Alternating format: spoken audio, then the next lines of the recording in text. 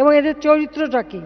আমি মুখ থেকে বেশি কিছু বলতে চাই না, গতকালকে আপনারা দেখেছেন এরা একদিকে ইসলামের নাম, ধর্মের নাম, এত কিছু পবিত্রতার নাম, এত কিছু বলে যত অপবিত্র কাজ করে আজকে ধরা পড়ে সোনারগাঁয়ে একটা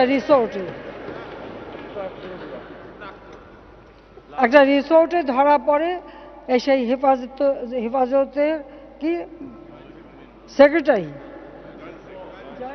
জয়েন্ট সেক্রেটারি, সে ধরা পড়ল। এখন সেটা ঢাকার জন্য নানা রকমের চেষ্টা। পার্লারে কাজ করে এক মহিলা, তাকে আবার এখন তার এদিকে বউ হিসেবে পরিচয় দেয়, আবার নিজের বউর কাছে বলে যে অবস্থার পরিপ্রেক্ষিতে আমি এটা বলে ফেলেছি। যারা ইসলাম ধর্মে বিশ্বাস করে এরকম মিথ্যা কথা বলতে পারে।